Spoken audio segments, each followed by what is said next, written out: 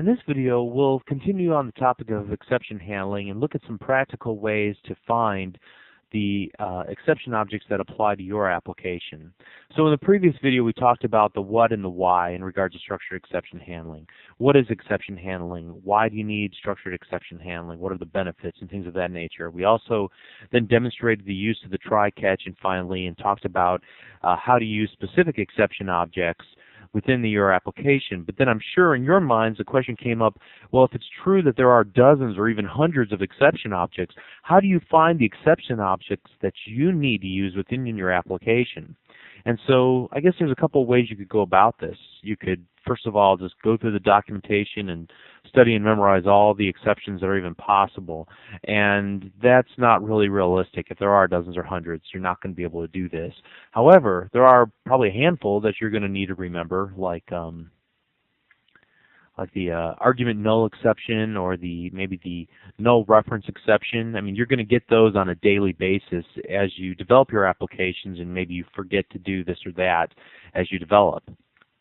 But for the most part, you're not going to know all the obscure exceptions that are possible within the .NET framework. The other way is that, and probably the most prominent way, is that you're going to use help for the methods that you create, or rather for the methods that you use in the .NET framework. And so to illustrate this, what I've done was reworked the exception example from the previous video, called this new project CS Exception 2, added a reference to system.io, just like I did in the previous project. And then you'll notice that this is our try catch statement simplified from the previous video, where I'm trying to look for the file clvs.txt. It doesn't exist.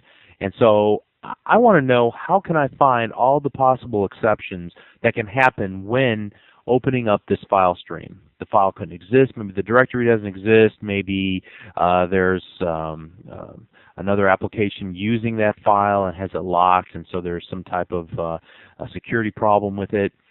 So the way that I would probably start out looking for all the possible errors is to select the word and then hit F1, and you'll notice when I do that the index pops open, and I can look through here about all the help items, the about file stream class, and look at all the members of the file stream class.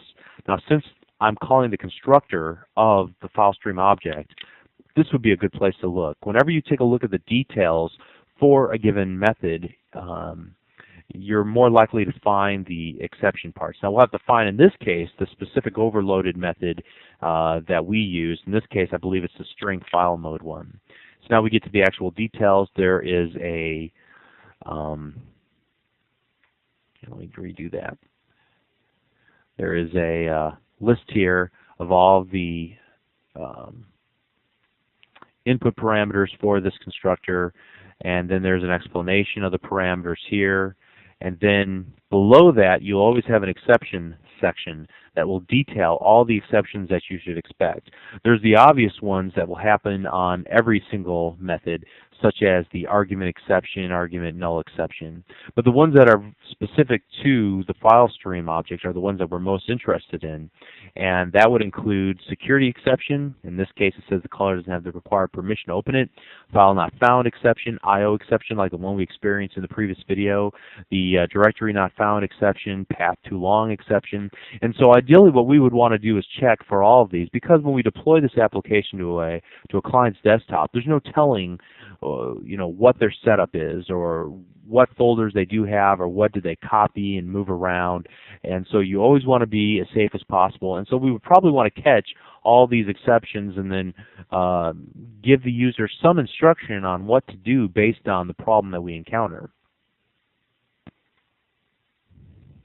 Now, if we're in a situation where there's just way too many, and we know that there's a specific problem we're having within our application, and we need to find out the exact source of the error, what we can do is put a breakpoint on our catch line, or within our catch block, actually go ahead and debug the application, and then go to the Watch tab,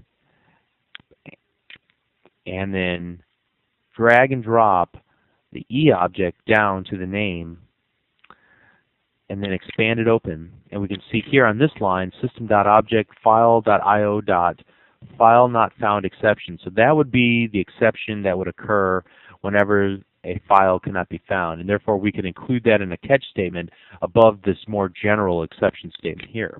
And that's one method of doing it.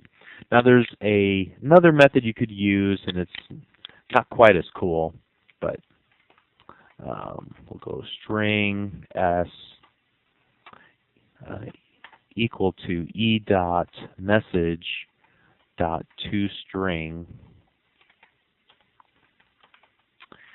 And what we can do now is that we can use S if we want to within an output message. We could use it in a debug.print out to the output window if we wanted to do it that way, or we can just hover our mouse cursor over it and get the actual error a little bit easier. This is not, again, quite as cool of a way to do this, but if you're in a fix and you just mentally don't feel like going through the whole process, going to the watch window and all that kind of stuff, it's another way to do it. But wouldn't encourage it.